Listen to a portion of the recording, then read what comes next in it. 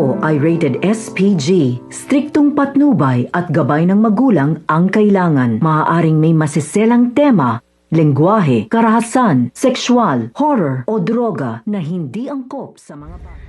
Tuluyang ngang nagising etong si Rudy dito sa ospital at agad na nakita ang kanyang anak. Kung kaya't nagkaroon sila ng pagkakataon upang magkakwentuhan at doon ay naging pagkakataon na nga ni Rudy upang humingi ng tawad dito kay Gabo. Doon ay binanggit na niya na hindi dapat nararanasan ni Gabo ang ganitong buhay o ganitong sitwasyon.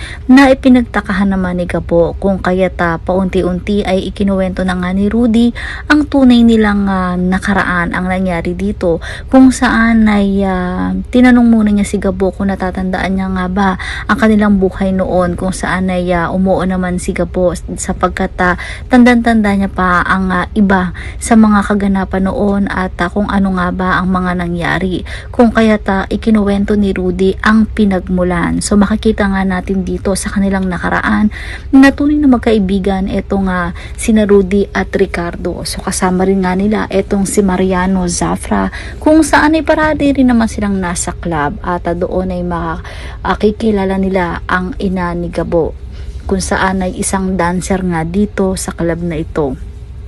Samantala, nagkaroon nga ng misyon ang magkaibigan na Rudy at Ricardo. So sinabi nga nito ni Ricardo na merong makikita nga mga ginto sa isang minahan, kung saan ay pag nakita nga ito ni Rudy ay maghahati nga silang dalawa. Subalit mukhang inangkin lahat ni Rudy ang mga gintong ito, kung kaya't siya ay instant yaman at nakuha na nga niya at nagpakasal na nga sila ng ina ni Gabo. So balit ang kanilang maliligayang araw ay magtatapos sapagkat nakumbinsi nito ni Mariano eto nga si Ricardo na hanapin ang mga ginto mula nga dito kay Rudy at naniwala naman si Ricardo dito, kung kaya't susugurin nga nila kasama ang kanilang mga tauhan ang bahay ng mga magtibay o ang kanilang mansyon, kung saan ay doon ang pinaka-worst na mangyayari sa buhay ni Gabo sapagkat